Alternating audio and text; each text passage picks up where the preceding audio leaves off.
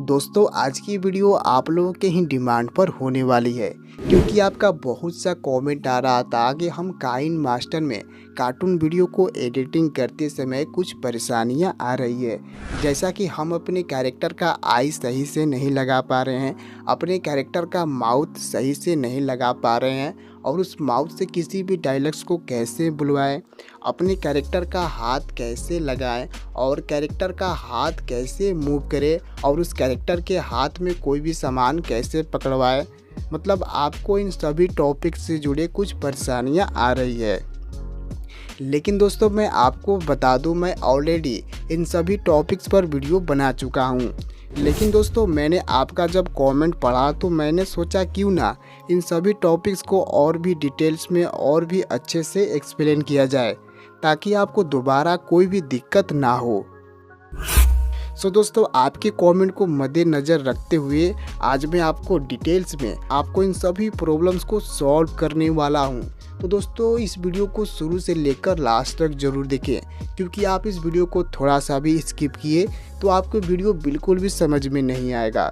तो इस वीडियो को ध्यान से ज़रूर देखें और हाँ, अगर आप चैनल पर नए हैं तो चैनल को सब्सक्राइब कर दें और आपको हमारी वीडियो अच्छा लग रहा हो तो वीडियो को एक लाइक ज़रूर कर दें और आपके मन में कोई भी कन्फ्यूजन हो नीचे हमें कमेंट करके ज़रूर बताएं। तो चलिए बिना देर किए वीडियो को शुरू करते हैं।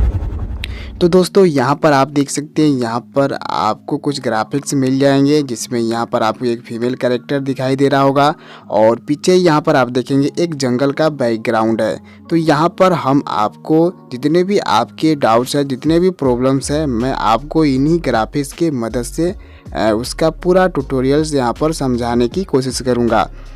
तो यहाँ पर जैसा कि आपका पहला जो प्रॉब्लम्स है कि आप अपने कैरेक्टर में आई सही से नहीं लगा पा रहे हैं, आपका यही ना प्रॉब्लम है। तो यहाँ पर आपको एक बात को ध्यान में रखना है कि यहाँ पर आपको कभी भी अपने कैरेक्टर में आई लगाना है तो उसको आपको सबसे पहले अपने कैरेक्टर को बड़ा कर लेना है। जैसा कि यहाँ पर आप देख सकते हैं ये कैरेक्टर हमारा यहाँ पर बिल्कुल छोटा है। अगर हम इसमें आई लगाएंगे तो इसमें अच्छे तरीके से नहीं लग पाएगा। मतलब इतना छोटा है कि हमारा जो आई जब इसमें लगाएंगे तो वो और भी छोटा हो जाएगा जिससे हमें लगाने में कुछ परेशानियाँ आती है।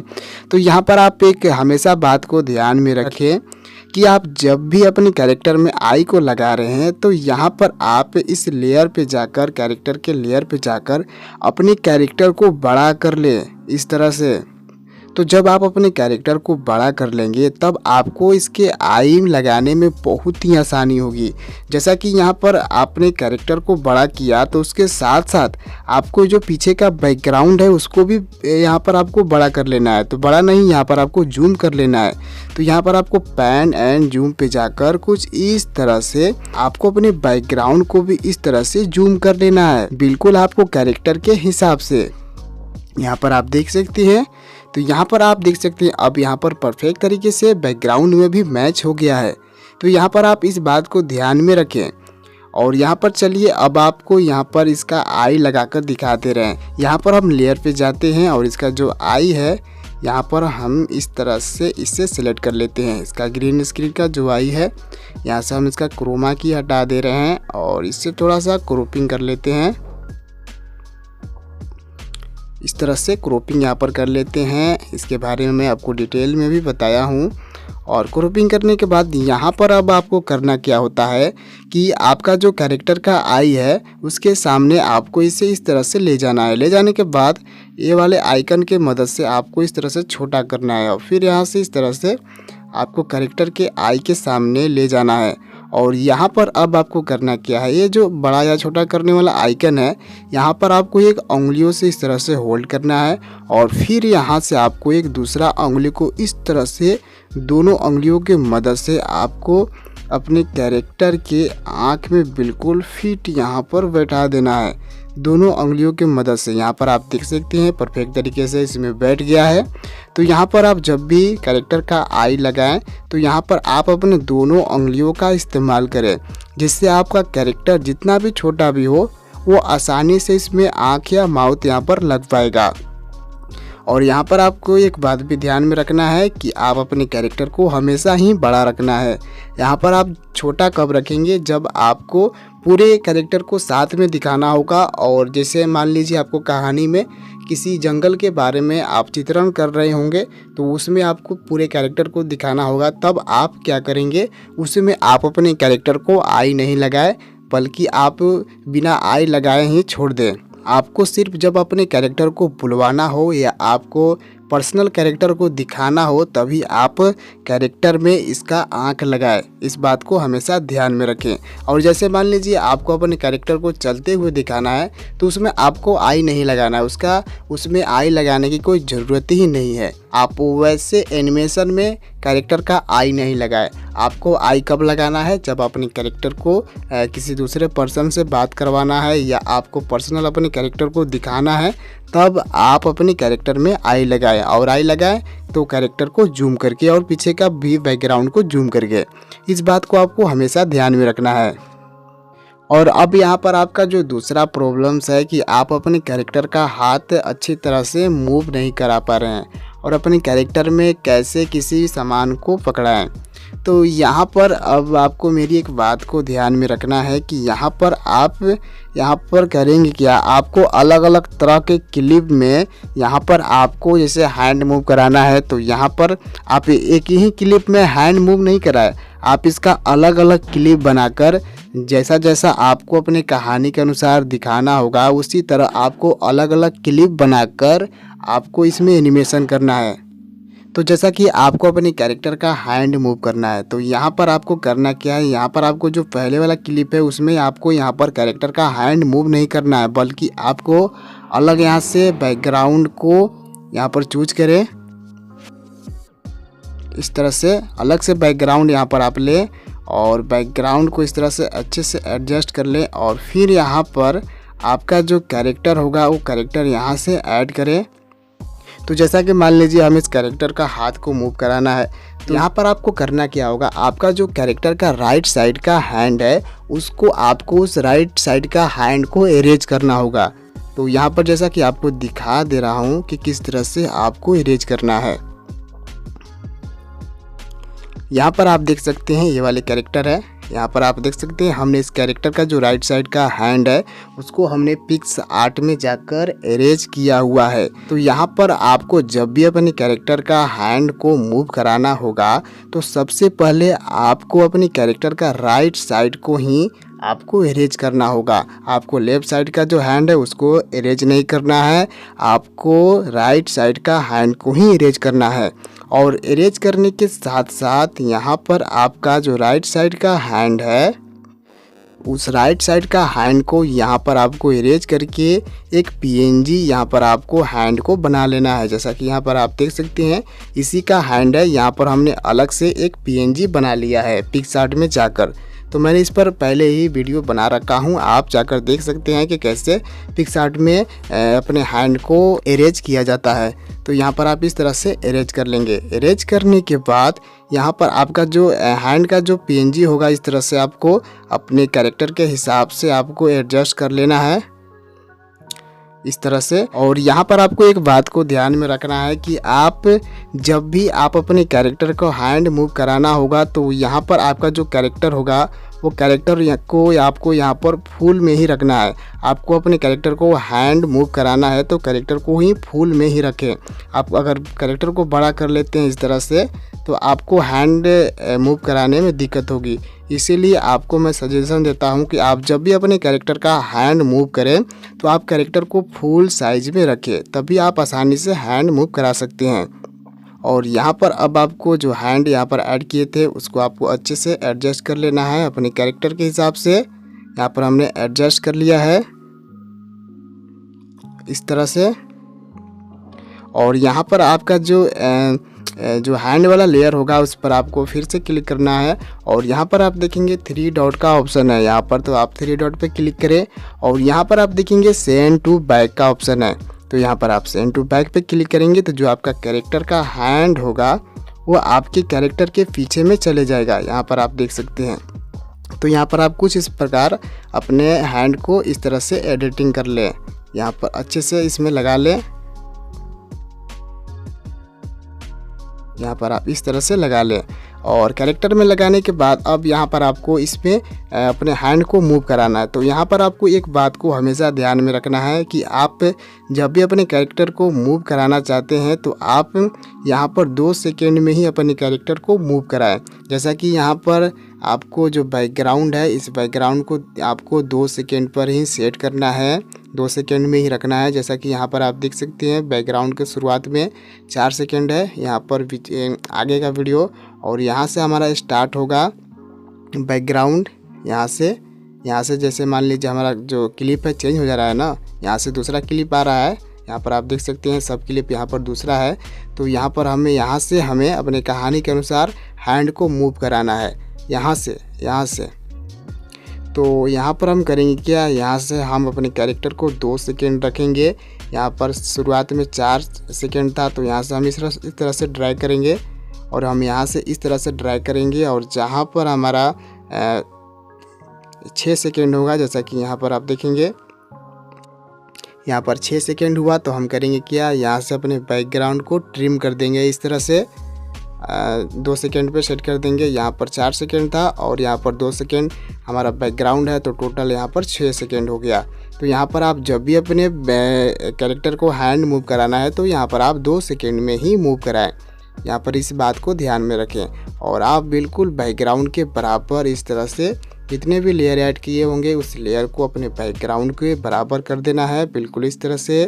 यहाँ से चलिए हम इसका आई जो है, आई को भी इस तरह से ट्रिम कर दे रहे हैं, और फिर हमारा जो आई है इस वाले कैरेक्टर में भी हम इसमें लगा दे रहे हैं इस तरह से।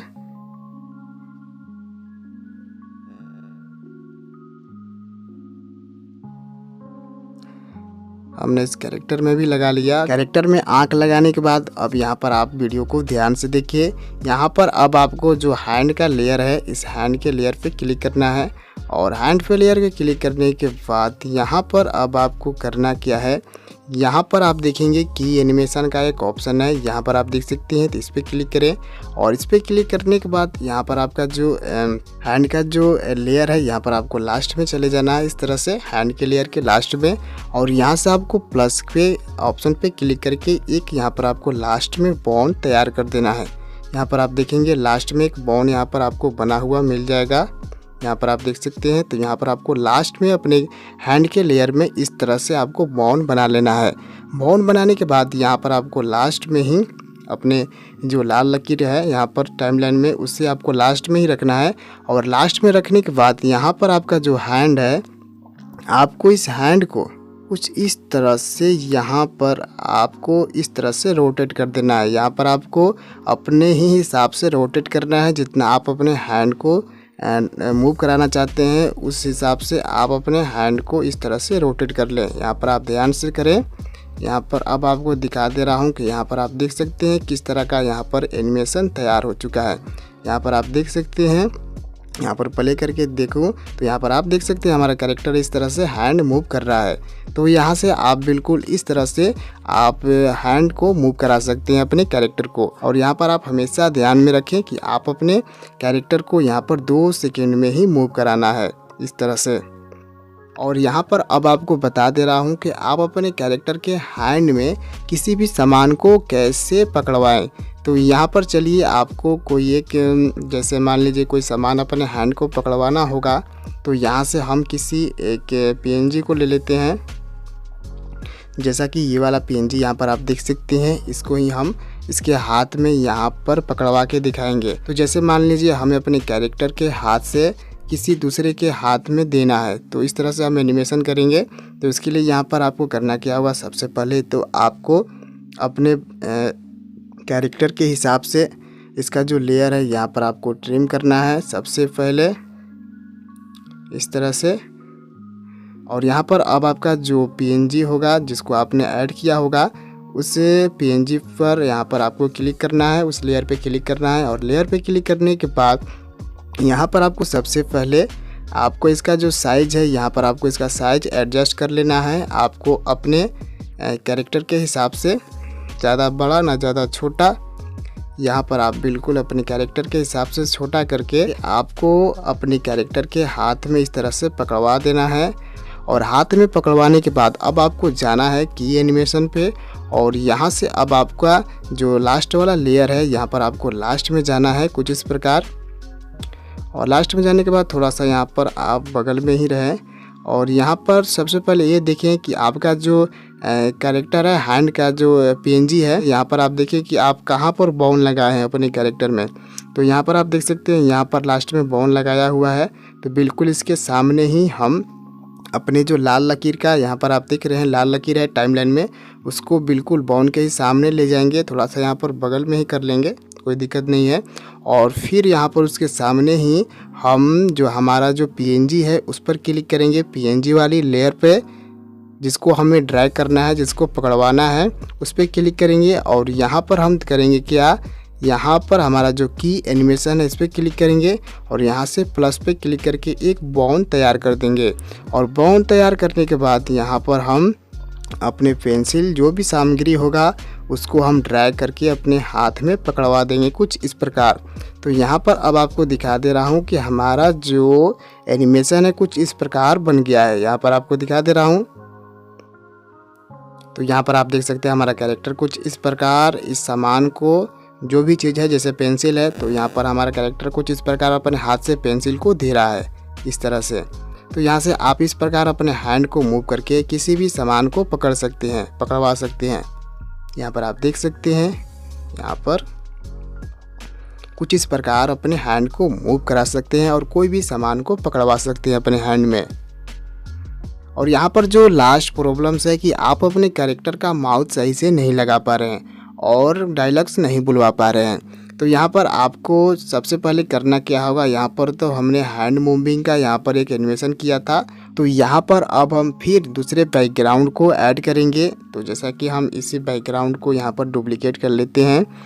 तो यहाँ पर जैसे मान लीजिए कैरेक्टर को बुलवाना है तो फिर यहाँ से हम दूसरे कैरेक्टर को यहाँ से ऐड करेंगे। तो मैं इसी कैरेक्टर को डुप्लीकेट करके उसमें ऐड कर दे रहा हूँ, ज़्यादा यहाँ पर लंबा नहीं करना है। और इसका जो आई है, आई को भी डुप्लीकेट करके मैं इस तरह से पहले वाले इस वाले कैरेक्टर में लगा दे रहा हूँ। बिल्कुल इसका लेयर भी अच्छे से ठीक कर दे रहा हूँ। यहाँ पर कंप्लीट हो चुका है, लेयर भी यहाँ पर सेम साइज में यहाँ पर ट्रिम कर दिया हूँ। और यहाँ पर जैसे मान लीजिए अब आपको अपने कैरेक्टर को कुछ बुलवाना है माउथ के सहारे, तो यहाँ पर आप हमेशा एक बात को ध्यान में रखिए, अपने कैरेक्टर को जब भी बुलवाना होगा तो आप अपने कैरेक्टर का जो साइज़ है इस साइज को यहाँ पर आपको बड़ा कर लेना होगा। आप अपने कैरेक्टर का यहाँ पर आपको छोटा करके बुलवाना नहीं है, आपको कैरेक्टर को आपको बड़ा कर लेना है इस तरह से। आप यहाँ पर इतना ही बड़ा रखें, चाहे तो और भी बड़ा रख सकते हैं, लेकिन आपको छोटा नहीं रखना है। अपने कैरेक्टर को बुलवाना चाहते हैं तो आप यहाँ पर कैरेक्टर को बड़ा कर लें। और कैरेक्टर को बड़ा करने के साथ साथ जो आपका पीछे का बैकग्राउंड है इसे भी और जूम कर लें इस तरह से अपने कैरेक्टर के हिसाब से। यहाँ पर आप देख सकते हैं अब यहाँ पर परफेक्ट तरीके से इसमें मैच भी हो गया है। और फिर यहाँ से हम इसका जो आई है इसका आई भी सेट कर दे रहे हैं बिल्कुल कैरेक्टर के हिसाब से।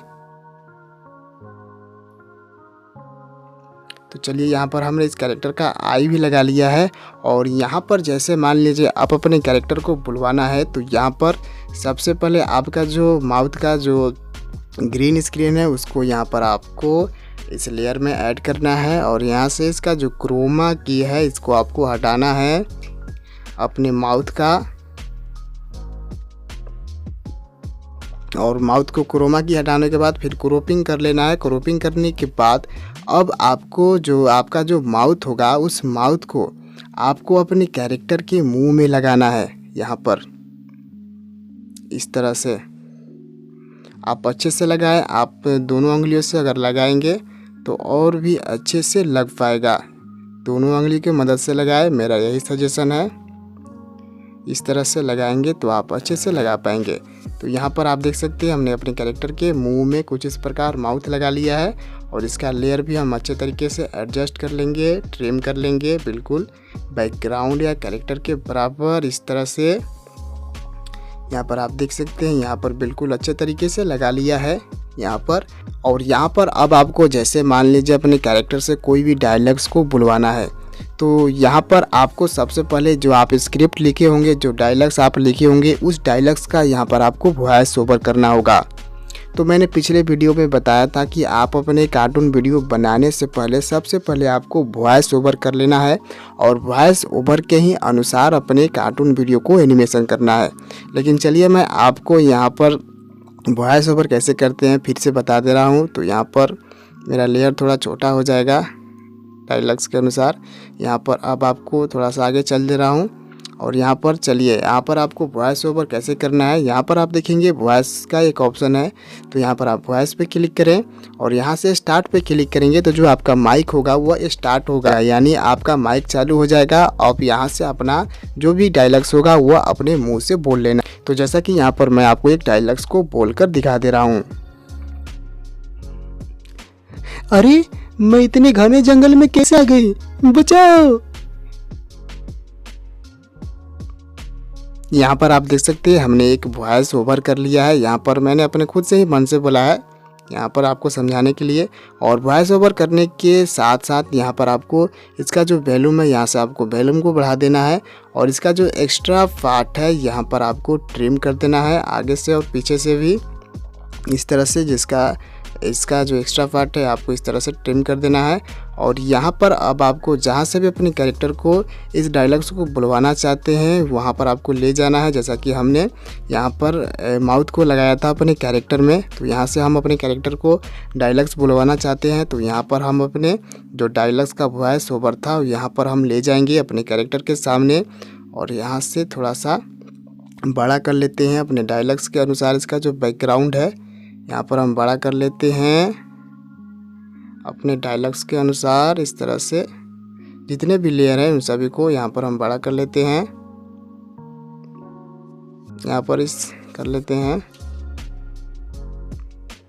थोड़ा सा दिक्कत इसलिए हो रहा है कि आपको बाद में वॉइस ओवर नहीं करना चाहिए, आपको पहले वॉइस ओवर करना है और फिर आपको एनिमेशन करना है। लेकिन मैं यहाँ पर आपको पहले एनिमेशन करके दिखा रहा हूँ और बाद में वॉइस ओवर करके। तो यहाँ पर आप इस बात को हमेशा ध्यान में रखें कि आपको पहले वॉइस ओवर करना है, तभी आप उसके आधार पर एनिमेशन करें।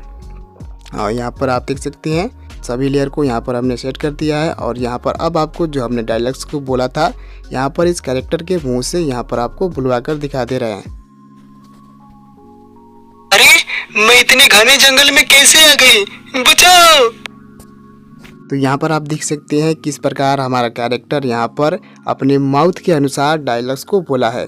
तो यहाँ पर आपको जिस प्रकार अपने डायलॉग्स को वॉइस ओवर करके अपने माउथ के हिसाब से माउथ को लगाकर अपने कैरेक्टर से डायलॉग्स को, कोई भी डायलॉग्स को बुलवा सकते हैं, बिल्कुल इस प्रकार।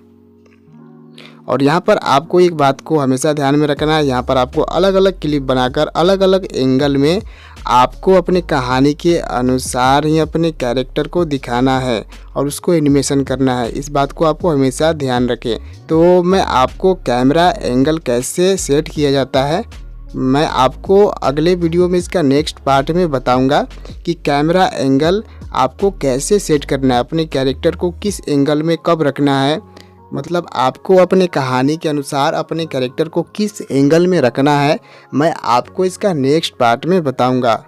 आई होप ये वीडियो आपको ज़रूर पसंद आया होगा। अगर आपको ये वीडियो अच्छा लगे तो लाइक करें, शेयर करें और आपके मन में कोई भी कन्फ्यूजन हो नीचे हमें कमेंट करके ज़रूर बताएं। तो अभी के लिए बाय बाय, मिलते हैं अगले वीडियो में। धन्यवाद।